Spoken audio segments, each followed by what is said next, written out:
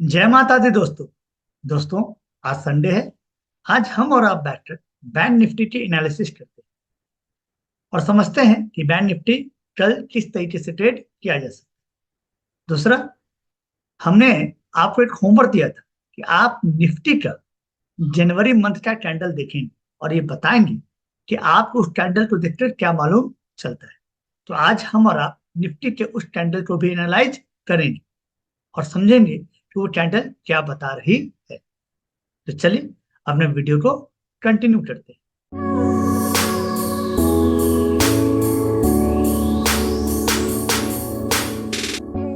देखिए दोस्तों, ये है निफ्टी बैंक की डेली चार्ट और ध्यान से समझे डेली चार्ट क्या बता रही है। देखिए दोस्तों, ये था 50 डेज का डीएमए जो हम लोग पहले ही पढ़ चुके हैं। 50 डेज मूविंग एवरेज। ठीक है, देखिए इस लाइन को एक बार ये रिजेक्शन मिला है, यहां पे भी रिजेक्ट हुई है, यहाँ पे भी बैंक निफ्टी ने डेली चार्ट पे रिजेक्ट किया है और यहाँ भी शूटिंग स्टार बना है और यहाँ भी क्या है, रिजेक्शन ही।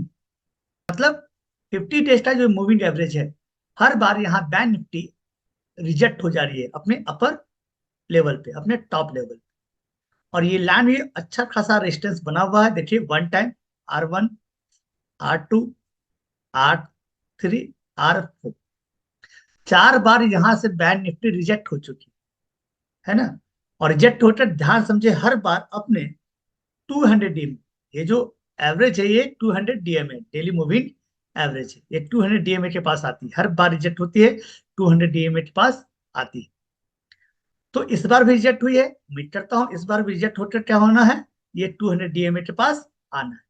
ठीक ना, क्योंकि शूटिंग स्टार ये बता रही है, शूटिंग स्टार अपने इस लाइन के आसपास बनी है और 50 डेज के एवरेज के पास भी बनी है। तो ये कंफर्मेशन हो रही है कि हो सकता है बैंक निफ्टी एक बार फिर से अपने 200 डीएमए के पास आए।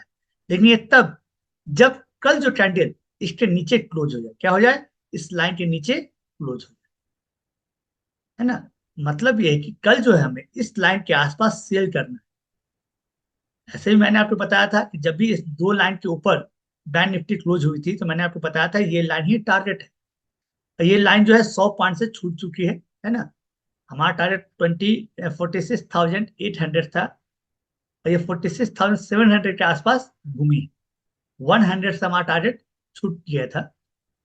लेकिन अब जो है, अब इस लाइन के आसपास हमें बाय नहीं करना। बाय हमें नहीं करना, हमें इस लाइन के आसपास सेल करना। स्टॉप लॉस होता है होने दीजिए, लेकिन इस लाइन के आसपास हमें सेल ही करना है ना। तो 5 मिनट के चार्ट पे अब चलते हैं और देखते हैं कि वहां क्या कर सकते हैं। देखिए दोस्तों, ये है बैंक निफ्टी का 5 मिनट चार्ट। ये ब्रेकआउट था इस लाइन का। बहुत दिनों से इस लाइन के बीच में बैंक निफ्टी फंसी हुई थी। हमने और आपने इसे बहुत दिन चेक किया है कि बार बार बैंक निफ्टी जो है यहाँ आती थी, यहाँ से रिजेक्ट हो रही थी, यहाँ से आती थी, यहाँ रिजेक्ट हो रही थी। लेकिन लास्ट क्लोज जो है इसके ऊपर दिया था और हमने आपने ये तय किया था कि इस लाइन के ऊपर यदि बैंक निफ्टी ओपन होती है तो हमें यहीं पे ट्रेड करना था। और ये लाइन हमारा क्या था, टारगेट था। हमने हेज ट्रेड लिया भी था कि 46,200 का सी हमने लेना था और 46,300 का सी हमें सेल करना था। सिंपल सा ट्रेड अपना था जिसमें आपको प्रॉफिट हुआ है। अब क्या, अब क्योंकि डेली चार्ट पे शूटिंग स्टार बन चुका है इस लाइन के आस। डेली चार्ट पे क्या बना हुआ है, शूटिंग स्टार। हमने और आपने अभी डेली चार्ट पे देखा भी है। तो अब कल के लिए क्या कर सकते हैं, कल के लिए ये कर सकते हैं हम कि ये लाइन एक मेजर सपोर्ट लाइन है। ध्यान समझिए, ये लाइन जो है एक मेजर सपोर्ट लाइन है ना। तो कल यदि बैंक निफ्टी किसी वजह से यहां आती है ना, या तो गैप अप ही कर दे, है ना, या फिर यहाँ पे कंसोलिडेट होकर ऊपर जाती है, तो हमें ट्रेड नहीं करना है। हमें इस लाइन के आसपास ट्रेड करना है। याद, नहीं ट्रेड मिलता नहीं करेंगे। इस लाइन के आसपास हमें ट्रेड करना है। यदि इस लाइन के आसपास आती है और कोई भी निगेटिव कैंडल बनाती है, कोई भी निगेटिव कैंडल बनाती है, तो हमें इस लाइन को सेल करना। मतलब हमें 46,800 का पी बाय करना है। ठीक है, और 46,700 का पी क्या कर देना है, सेल करना है। सिंपल सा हिस्ट्री। 46,800 का पी बाय करना है और 46,700 का पी क्या कर देना है, सेल करना है और बैंक निफ्टी को छोड़ देना है। है ना।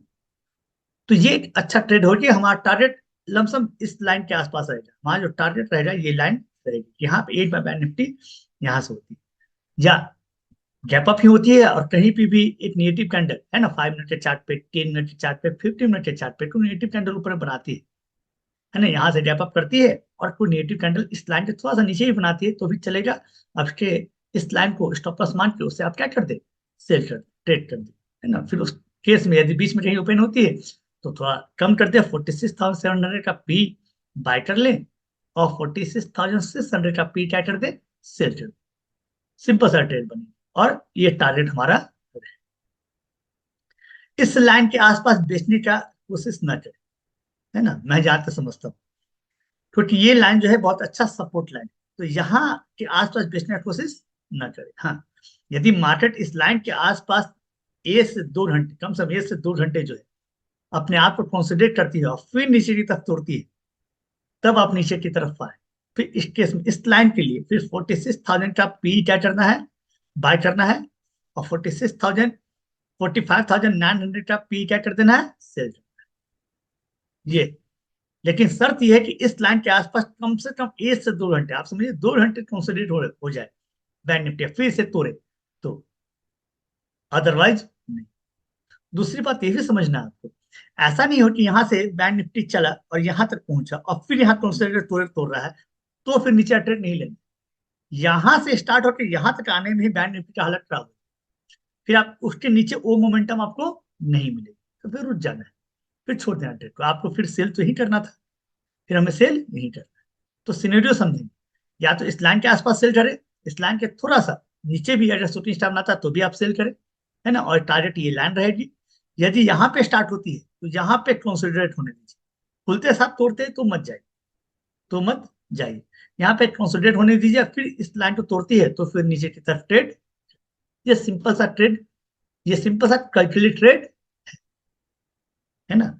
शूटिंग स्टार छोटी डेली चार्ट में बनी हुई है तो मैं कॉल का सजेशन नहीं दे सकता हूँ, क्योंकि नेगेटिव कैंडल डेली चार्ट में बनी हुई है, इसके ऊपर ही ओपन हो जाए फिर जाने दीजिए, जहां जाते ही फिर देखेंगे, है ना, वो रेंज बनाते ही 2 घंटे कंसिडर करके तो हम और आप डिसाइड करें ट्रेड क्या करना है, अदरवाइज ये। तो कल का ट्रेड मेरे विचार से सेल साइड ही हमें रहना है, क्योंकि डेली चार्ट पे शूटिंग स्टार।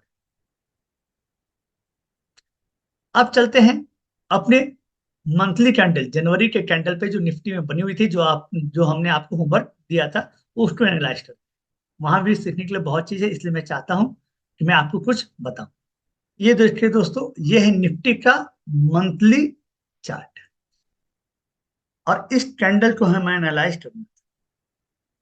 ये थी जनवरी मंथ की कैंडल, फरवरी की ये बन रही है, ये देखिए। तो क्या एनालाइज करना चाहिए, ध्यान समझे। देखिए कि मंथली चार्ट पर ये एक कैंडल बनी थी, डोजी, इसी कैंडल बोलते हैं डोजी, है ना। और ये भी कैंडल क्या बनी है, डोजी, देखिए दोनों को चेंज है क्या, नहीं, कैंडल वैसे ही बनी है, लेकिन दोनों ही कैंडल डोजी। ये डोजी कैंडल लगातार 3 महीने गिरने के बाद जब डोजी कैंडल बनती है और मार्केट जो है रिवर्स हो जाती है और मार्केट अपने बुल रन में वापस आती है और जम के तेजी करती है ना। यहाँ भी डोजी कैंडल है ना, तो यहाँ भी हो सकता था पैटर्न क्या हो जाए, रिवर्स हो जाए, लेकिन पैटर्न रिवर्स होने के लिए जरूरी क्या है, कब मानेंगे कि डोजी कैंडल काम करे, कब मानेंगे कि ये डोजी कैंडल काम करे, ध्यान समझे। जब डोजी कैंडल के ये नीचे बंद है, ये फरवरी मंथ का कैंडल यदि नीचे बंद हो जाता है, फरवरी मंथ का कैंडल इस डोजी के नीचे ही बंद होना चाहिए, तो हम ये मान सकते हैं कि मार्केट जो है अपने पैटर्न को रिवर्स करेगी, है ना। जैसे इस डोजी कैंडल के ऊपर जो है मार्केट बंद होती है, देखिए ध्यान से, इस डोजी कैंडल के ऊपर मार्केट बंद होती है और फिर ये मानती है कि रिवर्स हुई है पैटर्न, है मार्केट में पैटर्न क्या हुई, रिवर्स हुई। यहाँ ही मार्केट अपने टॉप पे बनाती डोजी, ऐसा है समझिए, अपने टॉप पे डोजी बनाती, लेकिन क्या इसके नीचे बंद होगी, ये तो पीछे बताया, पहले से हम और आप डिसाइड करके नहीं बैठे, कभी नहीं, मार्केट को डिसाइड करने दीजिए, है ना, मार्केट को डिसाइड करने दीजिए। यदि ये कैंडल फरवरी मंथ का कैंडल इसके नीचे बंद होती है ना, तो हम मानेंगे कि पैटर्न क्या हुआ, रिवर्स हुआ है। यदि इसके ऊपर बंद हो जाए, इस मंथ का कैंडल इसके ऊपर बंद हो जाए, क्लोज, क्लोज जरूरी है, अप डाउन होने नहीं दीजिए, जो होना है क्लोज होना जरूरी है, तो इसका मतलब ये डोजी कैंडल जो काम नहीं की, इसलिए डोजी कैंडल बुलाया था अनडिसाइडेड। ध्यान समझिए, डोजी कैंडल को भी क्या बुलाया था, अनडिसाइडेड। एक तो पैटर्न रिवर्स का सिग्नल है, तो पैटर्न रिवर्स कब, जब उसका नेक्स्ट कैंडल उसको कंफर्म कर, तो कंफर्म होना जरूरी है। जैसे इस कैंडल के बाद ये कंफर्मेशन था, तब आपने ट्रेड लिया, है ना, यहाँ कंफर्म नहीं हुई, इससे बोलता है डोजी अपने आप में अनडिसाइडेड भी है। यहाँ मार्केट में बाय और सेल क्या अनडिसाइडेड है, मार्केट को कहाँ ले जाना नहीं मालूम चल रहा है। लेकिन यदि इसके ऊपर बंद हो जाती तो मार्केट क्या है, डिसीजन मोड में आ गई कि नहीं, मार्केट जो अनडिसाइडेड थी लेकिन अब डिसीजन ले चुकी है कि हमें कहाँ जाना है, ऊपर ही जाना है, हमें कहाँ जाना है, ऊपर जाना है। तो फरवरी मंथ का जो कैंडल है वो इंपॉर्टेंट है, उसे एक बार बनने दीजिए। और जब तक इसके हाई इसके लो के नीचे बंद नहीं होती कोई भी कैंडल इसके बाद का, तब तक हम और आप कि ना रेंज बॉन्ड ही मानेंगे। क्या मानेंगे हम और आप, रेंज बॉन्ड मार्केट रहेगी। ये होमवर्क था, ये जो डोजी कैंडल ये डिसाइड कर, देखिए परफेक्ट डोजी कैंडल, इसलिए मैंने आपको ये होमवर्क दिया था कि आप ये समझिए। और मैं सिर्फ प्राइस ऐसा नहीं करता हूँ भाई साहब, मैं कभी किसी इंडिकेटर को फॉलो नहीं करता, बहुत सारा है। देखिए मूविंग एवरेज लाता हूँ 50 डेज का, 20 डेज का और 200 डेज का, ये मूविंग एवरेज होती है हमारे, है ना, डिफरेंट डिफरेंट मूविंग एवरेज काम करते हैं, तो देखते हैं मार्केट में चार्ट के हिसाब से किस मूविंग एवरेज फॉलो किया जा रहा है, तो वो देख लेते हैं। इसे डेली चार्ट पे भी हम और आप ऑब्जर्व करते हैं। चलिए देखिए, देखिए दोस्तों, सिंपल डेली चार्ट पे मुझे ये पैटर्न नजर आ रहा है ना, असेंडिंग ट्रायंगल। उम्मीद करता हूँ निफ्टी इसे तोड़े, लेकिन अभी तक अपने लाइफ टाइम हाई से रिजेक्ट हुई, है ना। ये देखिए, rejection, rejection one, rejection two. अब यहाँ पे देखिए क्या बना, देखिए एक बार जब यहाँ पे जाएगी ना, तो बैंक निफ्टी की तरह हम और आप भी यहाँ सेल के बारे में नहीं सोचेंगे, है ना, यहाँ बाय के बारे में नहीं सोचेंगे, क्योंकि लाइफ टाइम हाई को तोड़ना जरूरी है। तो लाइफ टाइम हाई तो अपने आप में रेजिस्टेंस है, एक बार जब यहाँ जाए तो यहाँ देखेंगे, यदि इसे तोड़ देती तो फिर समझिए एक नया बुल रन फिर से स्टार्ट हो जाएगा, ठीक है। यदि इसे तोड़ देती है तो फिर तो समझना है आप, ठीक है। और मंथली चार्ट में मैंने बोला ही है कि डोजी के ऊपर बंद हुई तो समझिए एक नया बुल रन स्टार्ट होगा मंथली चार्ट पे भी। लेकिन जब तक इस रेंज में है तब तक हम और आप देखते हैं क्या कर सकती है, मार्केट नीचे भी तोड़ सकती है, ऊपर भी तोड़ सकती है, तोड़ेगी तो देखेंगे। अभी के लिए यही है कि हम और आप स्टॉप पे इसको सेल करेंगे, स्टॉप लॉस हिट होता है, इसके ऊपर क्या रहेगा हमारा, स्टॉप लॉस रहेगा। तो कोई भी ट्रेड करे, हेज ट्रेड करना है, हमें कोई दिक्कत नहीं। उम्मीद करता हूं दोस्तों आपको ये एनालिसिस समझ में आई हो। दोस्तों मेरे पास कुछ व्हाट्सअप भी आए हैं जिसमें ट्रेड कैसे लेना, हेज ट्रेड लिया कैसे आता है। कुछ जो हमारे स्टूडेंट है उन्होंने बताया कि मैं पहले कॉल ले लेता हूँ फिर कॉल सेल करता हूँ, या कुछ कॉल सेल कर देते हैं फिर कॉल लेते हैं। ऐसे हेज ट्रेड नहीं लिया जाता है। हेज ट्रेड का मतलब दोनों, कॉल बेचना हो या कॉल खरीदना हो, पुट खरीदना हो या पुट बेचना हो, दोनों एक साथ किए जाते हैं, वन बाय वन नहीं किए जाते। ये मैं सिखाऊंगा, ठीक ना, कोशिश करता हूँ वो भी मैं आपको सिखा दूं कि हिस्ट्री करते कैसे। फिर मिलता हूँ दोस्तों इससे और वीडियो के साथ। जय माता दी, हर हर